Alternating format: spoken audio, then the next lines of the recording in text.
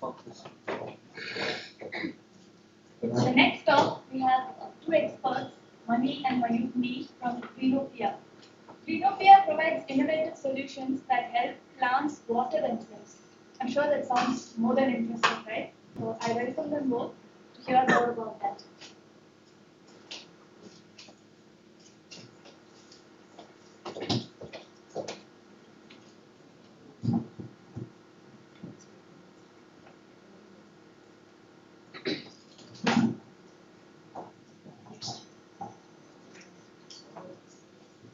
Hi, it's really a pleasure to be talking to thought workers because this is the first time we're talking in depth a little bit, as long as 30 minutes provide about technology, which we don't get to talk about usually. Whenever we give talks, we gloss over that part. And also because it's challenging because you're such a diverse audience. We were told, they're going to be techies, they're going to be management people, and designers, and we didn't know which part of our last 1 year, which part of the story to include and exclude. So I hope we're able to give everybody something that they find interesting in sharing our journey in the last 1 year. What we're going to start with a 2-minute video which briefly gives an overview of what we have been doing and who we are as a team, and then we'll take it from there.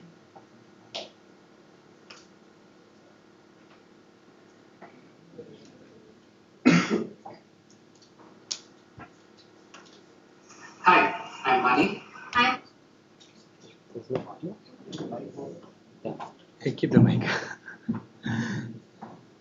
And we are founders of Greenopia.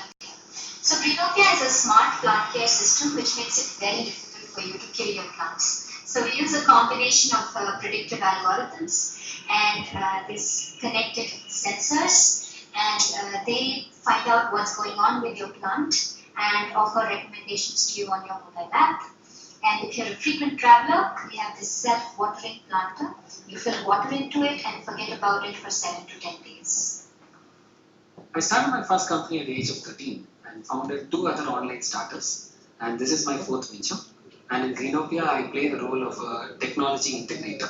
So I build these prototypes to validate a concept and then interface with experts in PCB design and firmware development to make it happen. I'm a designer and a UX architect. So at Greenopia, we take user experience very, very, very seriously. So whether it's hardware, software, or business decisions, they're centered around user insights, and I bring those insights to the table.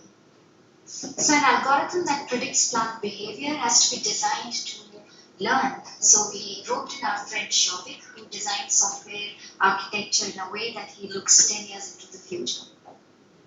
We raised $16,000 in crowdfunding 6 months back. And when we started detailing the product, we realized that all the conventional manufacturing methods might not suit our time and budget constraints. So we gave a lot of handcuffs to our industrial designer.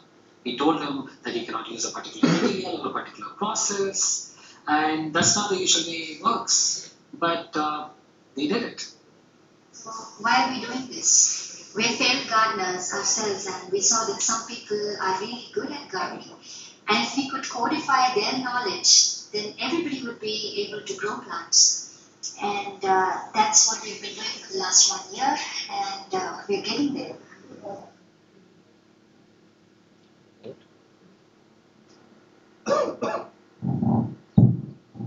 Was it audible? Good. So that's the broader intro. So I don't think so anybody would dispute the fact that hardware is art. Okay. This is a long pending debate of between bits and atoms. Okay. Unlike a software which doesn't require any permission, any export license to ship it to US over an email and a click, hardware doesn't work that way. Okay. So that's a known thing. But today we are going to discuss what additional challenges that a connected hardware brings to the space of hardware, which is already challenging in certain ways. And on top of it, if it is a consumer product like ours, then you're also interfacing with the user behavior, right? And understanding that, and then in an ecosystem like India where people have not been using smart products, how do you design these? That's the second layer of challenge. And the third layer of challenge is how do you do all of these in a budget of 10 lakhs? So this is the budget that we crowdfunded. And what you're seeing over here was built in that budget. So how did we do that? So that's the story that we're going to tell today. So the product that you see on your left was the first product that we made, for which we crowdfunded. So this was one of our first ideas. So you see the right side, there is this chamber which would hold water in the pot, and you would press a button on your mobile phone and it will remotely water your plants. It really excited us that you could press a button here and it's going to water somewhere else. It was cool. But when we raised this money for crowdfunding 10 lakhs, like he said, and we started making the product, we realized it's very, very challenging to build this in this budget because you have to make a custom mold which will carry all the circuits. Then there's going to be a motor which is very power intensive, and that is going to water your plants. So you will need a product that you can plug in to draw that kind of power. So so what we actually made was we had to solve this watering problem in a less budget. So we stumbled upon this self-watering mechanism where you can fill water into this chamber, and plants would draw water naturally through capillary action as they do in nature.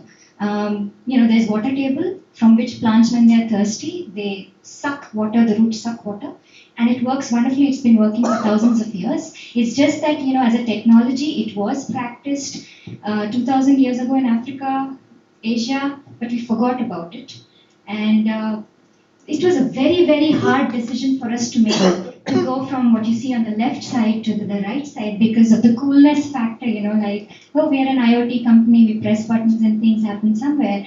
But that's where we learned the first and the most fundamental lesson which has been keeping us in good stead so far, is that we changed our identities to being an IoT company to solving a problem. So we were not making a product, we were solving a gardening problem, which is like how do you water your plants. And this works more efficiently than surface watering, which is through, click of the button and something watering from above. Yeah. So what this did to our product was in some ways very serendipitous. I mean, we made this hard choice of, letting go of the coolness quotient and doing something which is more, sustainable and elegant. So what we got as a reward was that now we did not have to make all that integrated circuit into the pot because the watering problem is solved. And your sensing and communication problem could be solved by something which you can remove from the pot and you can plug in as a device, like this small thing here, a plug. And that made suddenly our product very modular. So today, you can just buy the self-watering part. It has a value of its own. And then if you want, if you're a precision gardener, you can, sort of plug this in, and suddenly it opened new possibilities to us. And Mani is going to talk about now the challenges of this little thing, what does it take to make this little thing? So the thing you're seeing over here, you can circulate. So that's a Wi-Fi enabled sensor.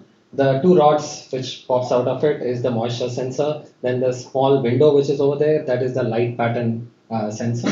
And it kind of takes a sample every 1 hour. It pushes to a cloud, then goes to sleep and wakes up every hour. This is the general architecture of it. And when you have to make these choices in hardware, as the name suggests, it's very hard. So one of the main choice of what communication protocol to use was something that we really found it very interesting in terms of how we made that choice. So we broadly considered some of the popular protocols, communication protocols that existed. So starting from the left is a RF-based mesh network. So basically, an RF-based mesh network is works on a simple RF radio frequency-based module. So to give an example of where it is popularly used, your remote control car keys. You press the car key, door opens, right? That's a simple example of an RF network. So that as a technology is extremely ideal for what we are trying to build. The reason being, it is extremely low energy. So with a simple coin cell, you can run the entire system for a couple of years. So if this is the case as a designer, then we don't have to think of removable or detachable battery parts at all. Okay, the whole unit is like warranty is 1 year. After 2 years, throw it off, get a new one. Right? So it gives us altogether new possibilities. But at the same time, we realized it's a kind of a dying technology as such. It's not. It doesn't have an active ecosystem as what the other fellows over here has. So then we looked at what is there with Bluetooth. So Bluetooth low energy, as most of the IoT is going gaga about it, is primarily because of its low energy consumption. It consumes very low power. Again, it can operate on a coin cell for a couple of years, maybe a year and a half, based on your application. And we were quite kind of interested to go in the direction. But then we realized for our application, when we interacted with our users, what do they want? They want to open their phone and know about their garden or plant status when they are not at home. Whereas in the Bluetooth, you have to be in the proximity to get the data. So suddenly, all of a sudden, a very good technology seemed not very good for us. Right? Then we looked at the Wi-Fi. So Wi-Fi has the advantage of remote connectivity, which Bluetooth doesn't have. Because Wi-Fi pushes the data directly to the cloud. So as long as it's the cloud, I can access it anywhere.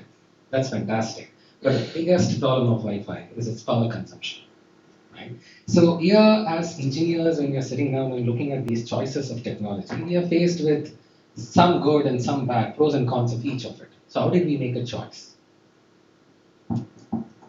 So what we realized, we would often get into arguments which will go like, nahi, Bluetooth, no, Wi-Fi, no, but this, no, but that. But what we realized is that we were operating unconsciously on a framework, and then once we realized what was the framework, it was easier to make decisions on technology. So if you noticed, it's a very simple thing. There are technical considerations as what is low energy, what is high energy. Then what is good for the users in terms of their user experience, and the third is, will the business ecosystem support this technology? Is the politics of business supporting A technology versus B technology? So what decision to make? It was very interesting for us to find that we are engineers, background in engineering, and when we were engineers, we used to pay more attention. We thought a technological decision is technological decision. But when we went and studied design, we were all about user experience. And now when we were starting up, we realized that, there's a third element of the politics or the ecosystem of business, which technology has more clout and is going to be there further, which also factors into a technological decision making. So, yeah.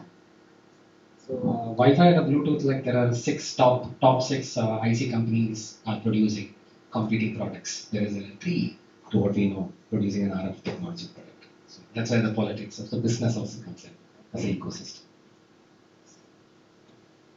Yeah. So this is the device that we're looking at. So when we started, the slide said, yes, hardware is hard, but connected hardware is all the more hard. So what do we mean by that? See, if you take any smart product today, at the heart of it, at the core of it, it is a software running it. You may call it as a firmware, you may call it as a learning system, whatever it is, it's a software at the end of the day. But the way this software is designed is very different from how generally most of the software is designed in today's context. For example, most of the software is designed with a screen-based interface in some way or other. Be it Apple Watch, be it any smart devices that you're talking about. Why is this important? Because in software world, you might be familiar with this whole concept of error handling or exception handling, right? So in real world, things of course fail. So when it fails, as a developer, you anticipate what might fail and then design certain ways to handle that. Right? That's what an exception handling module usually does in any software piece of code.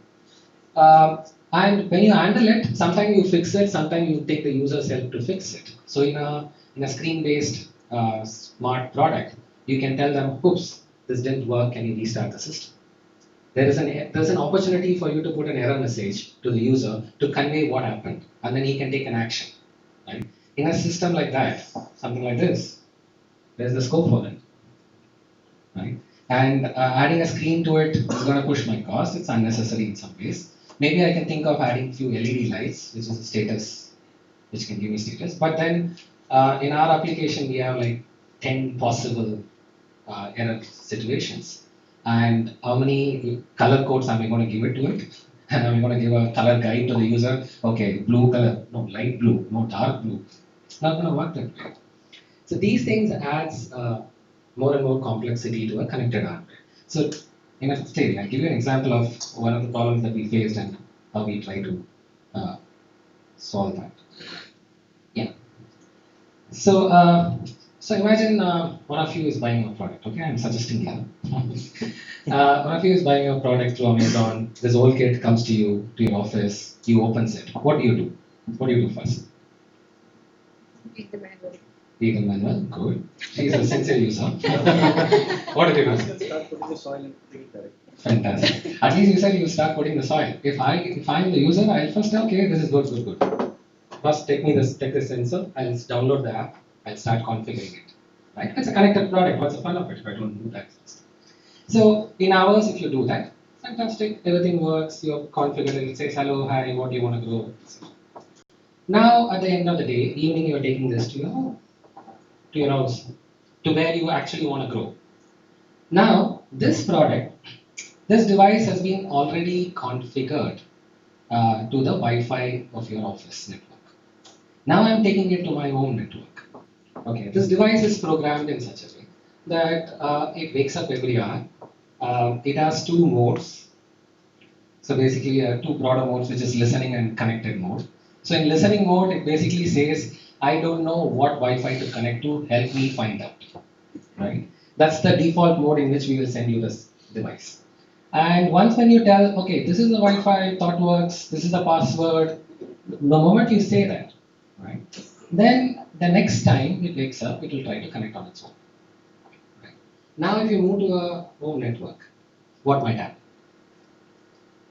More than 2 portions. There's no ThoughtWorks Wi-Fi at your home. If it is there, ThoughtWorks employees have to be worried. Hey, so there's no that respect to Wi-Fi. So from an algorithm perspective, what would you suggest? Wait for some time and looking for this.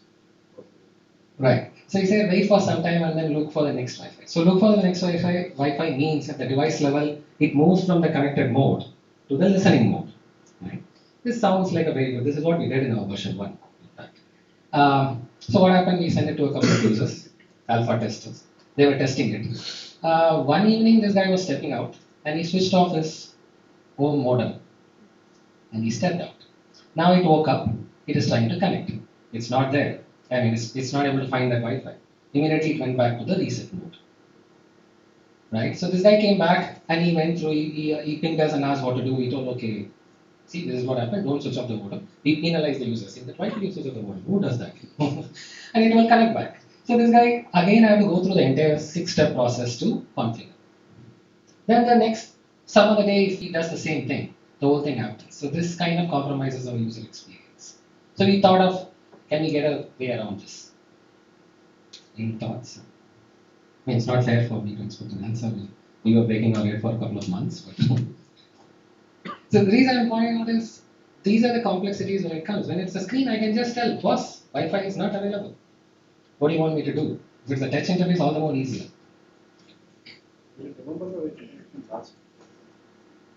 Yeah, it does. You can program it in whatever way you want. So that puts us more onus on us. Some message on the app. Yes. So currently.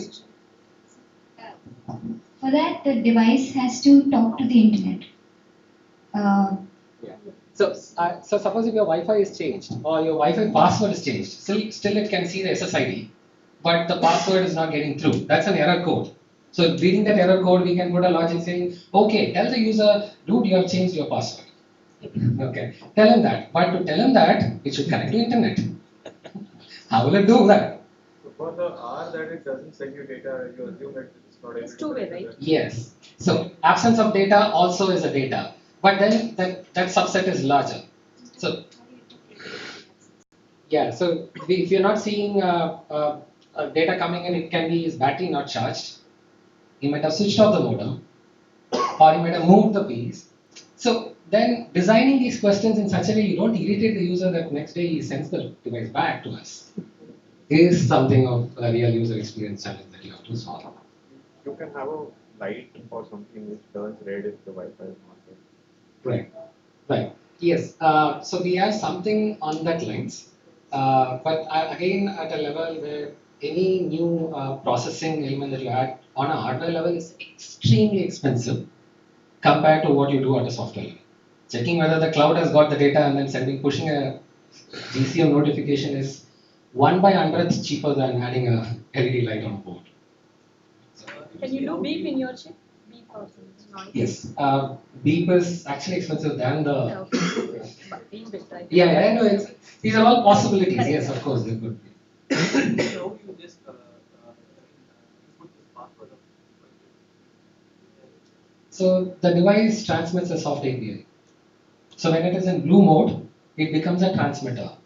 So it sets a soft AP point in which you can connect to. So just like it will transmit saying Greenopia 001.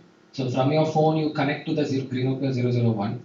It handshakes and then it asks, okay, what is the credential? You send the credential, it goes into the device disconnects, your phone disconnects, then the device is on its own. That happens to you. No, that happens through Wi-Fi Direct. I have one question. So by default, does it stop? Does it prevent the plan from taking in water? I mean, what is the default mode for the device? It sends a sample, right? And I understand based on that, it controls the amount of water. This is a purely mechanical. Watering is purely mechanical system, not electromechanical at all. It senses moisture when it is low and alerts the user that now is the time to fill the reservoir. But from the reservoir to the plant intake is completely controlled by the plant itself. I think absolutely. You probably solved it at the software level, at the app level. Is that right? Yes, we are doing. We are. That's what we did. Yeah. I know that. So what we do, we look at data missing, then we first send him Exactly. a couple of possibilities. I touched on it. So if he doesn't confirm within 24 hours, suppose you buy it at your office, you take it to home, you put it there, and you're not there, you're traveling, right? Then we have coded in the first 24 hours. If it does not respond, then reset the device automatically. You design your app such that when your app is says that the device is connected to this particular Wi-Fi, your home Wi-Fi, and it does not receive signal, you can send an immediate alert. You need not wait for 24 hours. That's exactly what we have done. Yeah, that's a good one. So because the mobile phone is also and we cannot wait for 24 hours. People get killed in our place. And the seats are a little more tolerant than that. Thankfully more resilient. So, one of the biggest things that we realized is mental models in users. How do you create mental models for how your product is working is the biggest challenge in a consumer product. Like, not all our users are thought workers. So, for them to even, like, when we started testing our product, they expect, like, just like their mobile phone works everywhere on a 3G, this should also work everywhere on, some Wi-Fi thing. They don't really understand because it's complex. So how do you communicate the mental model of how your product works to the user without him or her having to go through a manual is something that we've been we've been thinking a lot about. So as a design, I actually want to know, are there any designers in this group, or most people are from a technology background mostly? Okay, so most people are from technology background. So the idea of sensing, then sending information to somebody is not novel, as you guys already know. What is the biggest problem in a consumer IoT product is how do you get our users to accept it as part of their lives, to not think of it as an alien intervention in their lives. And this is where the idea of mental models is something that as designers we've been trying to use. So mental model is probably just the way the user thinks something works, his concept of how things work. So for example, most of our interfaces have objects that are digital objects, so they don't have a real world existence. But in IoT, this icon that you see there is a real world plant. Now, it is my job as a designer for users to start to relate this interface with his real plants out there.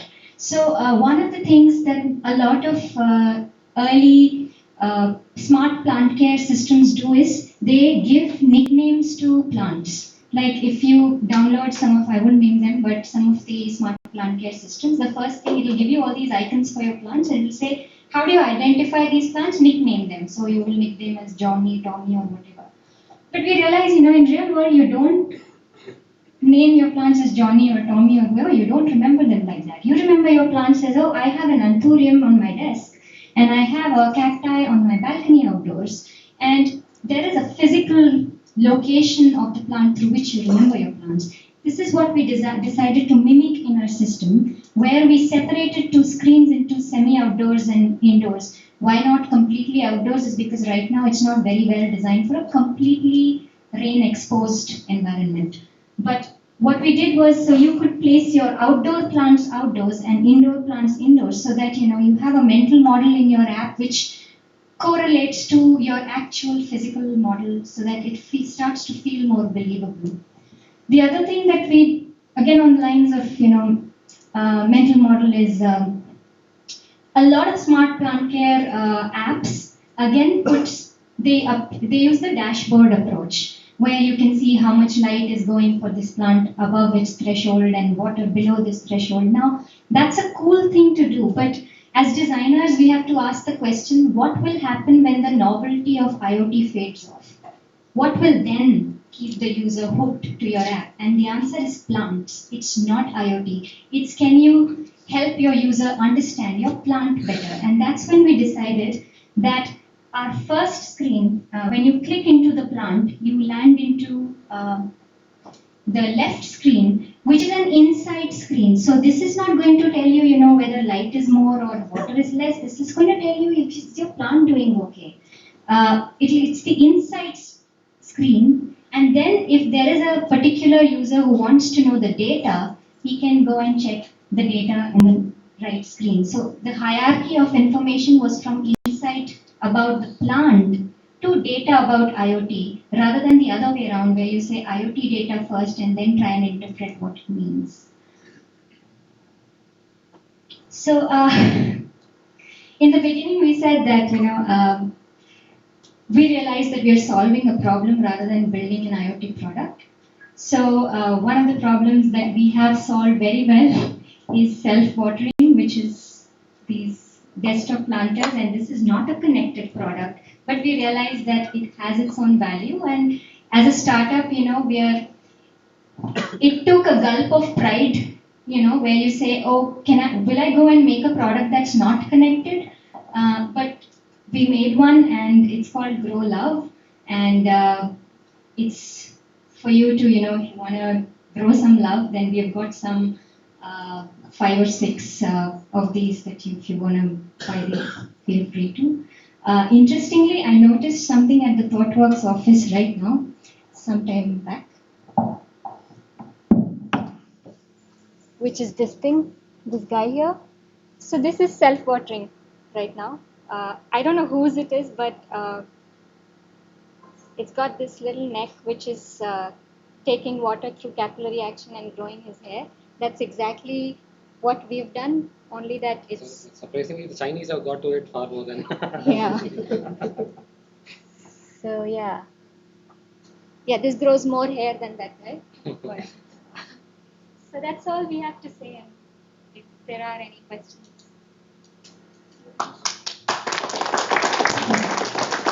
Yeah, so we have a lot of time for questions. We're surprisingly on the dot on time. So one question is, for Pande, so what was the composition of, or what is the composition of your team? And what are the challenges you had, and what did you learn to create this team? So we are the founders of Greenopia. So both of us are from engineering background. She is a mechanical engineer. I was an electronics and electrical engineer. Then both of us are also postgraduates from National Institute of Design. We did our masters in design. So that's our background. Then we work closely with our core team member is Shauvik, whom you saw in the video. He's a software architect for us. So he designs the entire back-end architecture, the front-end architecture. He's somebody who's really passionate of designing scalable systems, etc. So that's the third guy. The fourth person is technically my ex-boss. So he was an ex-innovation manager in Infosys. Now he's a full-time farmer. So he is consulting us on the gardening and the farming. So this is the composition. So what are the things that you said about the census sample? Like what are the parameters it senses the sample? What are the Right now it senses light and moisture. And initially, interestingly, we started with soil sensing also. Can we sense, soil salinity or nutrient level? But that's a very complex calculation to do, and just the electrical conductivity. So we broke our heads for almost a month to try to get the right formula. If just by electrical conductivity, can we also, correlate it with soil? But that was a very hard thing to do, and that was a very it was a very engineering centric approach. Then we said, okay, what's simpler? Somebody said, why don't you give soil with it? It's going to be simpler. People will anyway want soil with it. And then we said, yeah, when you give soil to users, you can simulate it in your backend. How many cycles does it take to go nutrient deficient? And that was like, it doesn't require any sensing. You can just sort of extrapolate till, there are soil sensors, but they're very expensive. So till we figured this out, we figured this hack for soil extra. We don't need to measure soil. no small? But that is only for when the soil is within a pot, right? When you increase the scale and take it to a farm level, then you need to measure. Yeah, the context makes it all different. So we are primarily focused on container gardening. Yeah, because we are focused on the context of urban gardeners, so which is an apartment.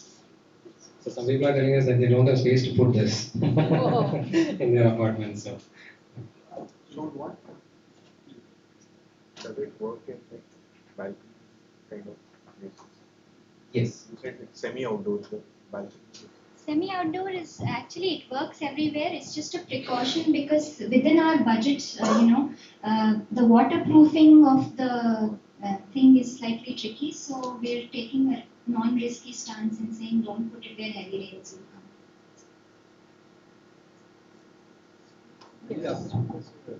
I'm not sure if you already covered this side of last week. What has been the inspiration to this? Like Greenopia to me would mean different things, but how from there to this product? What is the inspiration that made you guys do this? I will be honest. See, this whole project started as a response to an international design contest that we participated in. The contest brief was to design a system to improve quality of life in urban spaces. Right? And of that, we were looking at safe food, nutrition. These were the angles that we were looking at. And then, since we ourselves are failed gardeners in some ways in the past, we thought, okay, why do we fail? Then we felt, okay, because we don't know, we don't have the implicit knowledge that some of our parent generation might have with respect to gardening. Then we thought, okay, why not we fix it? So that's how it kind of emerged. Yeah. So a year ago, when we were crowdfunding, the pitch, when so one important part or aspect was, about the community and trying to learn, like from a community of growers of say a plant, a particular kind of plant, and trying to suggest to an individual user how what's the optimum condition and things. So right now, this presentation, that aspect is it's not touched upon. So Yes. I was wondering, like, where did it end up? Like that aspect or that aspirations or that ideas. At finances. So we want to build a social layer in our app, but in the version 1 of it, the social is going to cost a lot to us as a feature. So we're keeping it for some maybe version 3 or version 4 of it, but it's in the pipeline. It's a definite value proposition we are looking at. We are not currently delivering that because it takes a lot of resources, and the market is also, we are not sure whether that's ready for that level. So maybe for a B2B application, we may try that first and then move to B2C. So it's just a matter of strategy question. It's not a product feature wise. Yes, it's definitely there. It's like the social feature of it is going to be there whether they are talking about it or not, or we want them to learn from each other. That is for sure. Whether it's like using data, we want them to use data and learn from each other, and want systems to learn from each other. All of that is there. Only thing is, I think first this particular version is just like very MVP version. Just get some things right, but do them well. Right. No, I get it. But it's part of our plan. If somebody funds us. Now that you're at this level, right, to support urban users, are you planning to extend this product probably to real farmers? In a sense, probably you have to extend the roads and things like that. No, we're not, honestly, because there are people in that domain who are trying to fix that problem. And what we realized is a lot of people, how many companies, Mani? In Bangalore alone, it's 83 companies. Yeah, 83 companies trying to fix farmers, and probably we need that many companies to fix that problem. But what about urban gardening, which is so many resources, carbon footprint of your food, etc. Can we enable urban people to grow? That's the problem we are taking on. So that's why even the plants that we are including in our initial versions are more on the lines of health and wellness. You can grow herbs, you can grow fresh microgreens to fortify your food. So that's the easiest start, better start. Then slowly we can expand any plant. So in case of terrace gardening, so we need to buy each and every device which you have, or you have any large scale type of. We would recommend a different design for that, but that's again it's a separate product in itself. So yeah. So at the moment, the entry point is a small kit. Not that the technology cannot be applied to a larger thing. Once you have built plant intelligence and you have this portable sensor, technically you could turn it into that product also. But we are doing like one thing at a time, but doing it well. So this is that one thing at a time. The reason why I asked this question is nowadays all the terrace gardening is You're right. You're very right. The other thing we realize is that people who directly get into large-scale terrace gardening already have some know-how and confidence. It's those people who are on the fence, sitting, waiting, maybe I should grow, not like those ghost visitors on organic terrace gardening groups on Facebook who still think that maybe they will grow one day. We're trying to get to solve their problem first. So let us give them some confidence. So what's the cost of this? Yeah, same question. So okay, this is going to retail at 2,500 without the sensor part. This one alone, probably your pricing is separate. This one, right? Sensor. Yeah, the sensor we have not produced at a commercial scale yet. Okay. So we are just fiddling with the pricing stage. So just general raw question. Yeah. So if I'm spending some 25,000 plus sensors cost in getting this. It's 2,500 actually. 2,500. Did I say 1,000? No, you actually said 2,500. So general topic money now. Like getting economic investment of spending this. Yeah. That's a common question that we get most of the time. One thing, that's what Mani said, that we're gonna enable the user to grow certain high value herbs in it. That is going to be spread over a long period of time. So the model is not like, this one is not to grow one plant and then it's static. You can keep harvesting and keep growing a little bit every day. So, every week kind of a thing. That's the model. So you will get many harvests. Let's say one harvest takes 2 weeks for the kind of herbs that we're talking about. So that is the value that you will get over its lifetime. The second thing is, we want it to be that product which makes you confident that you can grow with some hand holding on the application. So the value is not just how much you can harvest out of it, but does this become that product which makes you believe that I was not doomed to kill plants? That's the second value which we believe a certain kind of target audience will be willing to pay for. There any ongoing cost which needs to be supported? So we are very keen on bringing that for the business sake of it. For the consumables, the most obvious point is we will send you a full kit, something, so you open it every month, you put it in, it grows every month. Say maybe salads, or every day you want to have green smoothie, we send you the seeds for it. So we're coming up with plans such as set your goal, we will send you what is required for it. 1, 2, 3, follow it, do it. I have some suggestion. Probably put some color on it or some hand painting. Yeah. I have a question for you. Like when you said it's not an IoT and it is a natural self identity, what was the response that you got from your customer base? Interesting. Because I want to compare it with some of my experience. We got two kinds of responses. The thing is, it's very psychological. When you press a button, you feel I have control. It's holding the same amount of water, both designs. You still can fill only 3 liters of water, which will last over n number of days only. But it was hard to explain to some users that, this pressing and controlling is not really control. Whereas here it's more automated than pressing and controlling. It's naturally automated in that sense. So some users were a little disappointed, to be honest, because they thought it gave them less control, whereas it actually gave them this is more automated, just naturally automated. But some users were very delighted by this whole idea of, a more natural way of plants being watered. So if I have to differentiate between these kinds of users, one got it for the technology and coolness of it, and they were disappointed a little. And those who got it for the plant part of it were delighted.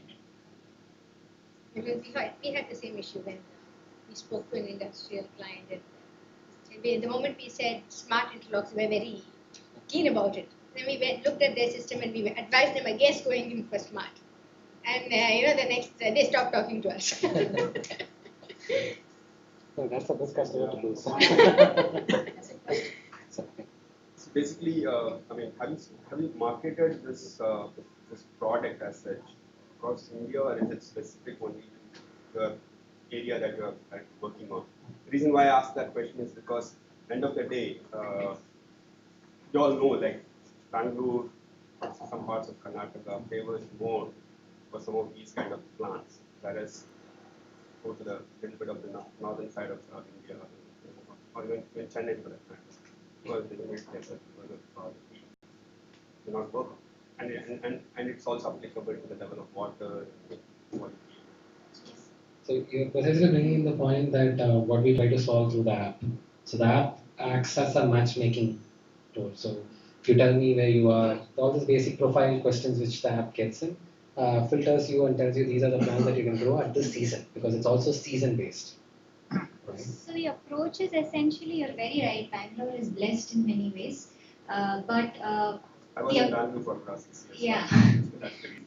But what we are trying to do is eliminating those factors that cause failure. Number one, if you're trying to grow carrots in Chennai, bad idea. So can we tell the user that first, through the mobile application, if we know you're in Chennai. Then if we know that you're growing in our system, which has a certain kind of soil and which has a certain kind of watering mechanism, then you can still grow this. We are getting your light pattern.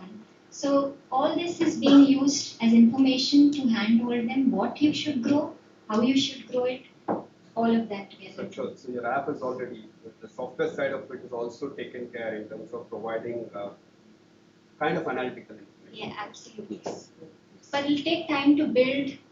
So you're doing it with 5 plants as of now. Right now it's for 5 plants. You guys also vertically integrated. What is suggest if I need that, where do I go? You guys will. You didn't get that, sorry?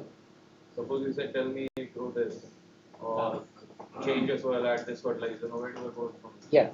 So that's the actually the product for the crowdfunding backers we're releasing end of March. right? And for the commercial deliveries, we are thinking of bringing the consumable system as soon as possible, so that whatever we tell you, do this, you can get it from us, or we know where to get it from. So you press, then you will connect that guy will deliver it to your house. In India, yeah, the network part is slightly tricky to work it out in term, not without compromising the quality, but yeah, we are looking at that. So actually, everything is solvable in this way is what we realized, but then everything has a cost implication as entrepreneurs. So what we are doing is, for example, you asked, yes, I can actually, part of my version one initially when I was very naive and didn't know how much it takes to build an app, it was that if I know you're in Chennai and you want these seeds again, and I say, yes, you can grow that in Chennai, can I get database of who has these seeds in Chennai and connect you with them? But now what we are doing, instead of, one of the lessons we've learned is, don't keep too many variables open in the system initially. So what we are doing is, right now, we are going to give you intelligence for n number of plants. Those n number of seeds we will provide you initially, so that everything is controlled and more manageable. Then when we start to develop hopefully success along this path, we can try opening variables. Like now you don't need to use this soil only. We give you the formula and we connect it to the guy who makes soil. We would want to open it up eventually, but we're keeping variables controlled initially so that we don't offer the whole world and then we're not able to do it well. That's the curse of Indian products also. They promise the moon and give you something else. So we were fighting against that stigma also. Do we have to charge that moisture sensor, or whether it is solar power? Since you have mentioned it is a semi-outdoor product. Solar is in the pipeline. This current one you have to charge. The charge lasts for 3 months. 3 months. One charge lasts for 3 months. So I couldn't cover that part. So we cracked the Wi-Fi consumption to our advantage. Thankfully, because it's plants, it doesn't require an ICU kind of monitoring. So yeah, this goes to deep sleep after 1 hour. So the charge lasts for. Yeah. So even there, like 1 hour monitoring, I don't know like what kind of thought process is behind it, but my personal experience is every hour monitoring for a growing plant is too much. It's too heavy. Not for light. Not for light. If I want to profile your balcony's light conditions, I need to see its profile for some days at least. So I need a 1 hour for light, but not for moisture at all. So something that we are looking at is if we don't have to do the profiling all the time. Once when we generate a reasonable amount of profile, we can disable that feature. Then it doesn't have to sample every hour. Yep. So, about the device part, is there a way to upgrade the to Wi-Fi? Yes. It's over there. Firmware update can be. So those were the questions. Those were the reasons why we chose a particular Wi-Fi also. The RF was not moving in that direction. Any particular information tech stack? Sorry? Any information tech stack is used for that? Okay, so this is based on a Broadcom chip, Broadcom Wi-Fi chip, and it works. Yeah, actually, this is also working on the microcontroller. I just get it. Then it works on a simple stack of Java-based program on top of. Components, for both the kit as such as the electronic components sourced locally, or how was the journey through getting assembling it? Probably you conceived something and what you have right now as a working model, or which you want to roll out to the users is something different. So how was the journey? To be honest, we were very, very, very fortunate to get the right kind of partners. And because there are a whole process of getting an import-export license, a VAT certificate, then placing an order. All that import itself was very tedious, and we did not have to do that for our very first import. There were people who helped us because they already had these systems. They bought it in their name, they built it to us. So these kind of friendly networks helped us get some of these things faster than what it might have otherwise taken. That's one. Most of our electronic items are sourced from US. There are prominent US-based retailers. So the funny part is there is one wholesale electronic retailer in Bangalore. If you order the parts today by noon, the time it takes for the US guy to send you the parcel is shorter than the time that the Bangalore guy sends you the parcel, honestly. So US, third day it comes in FedEx, that's it, it's done, end of the story. Whereas in Bangalore you have to follow up 10 times and then get the parts. So then most of the electronics is okay. You're sourcing outside from India. Yeah, so the only alternative is you can get it assembled and manufactured in China. It's not very advantageous unless you're having that kind of a scale, because they are also importing the parts from US if you want that quality product. If you want a Chinese thing, then yeah, we are not yet there. It's very risky for us to do that right now. One last question. Any other questions?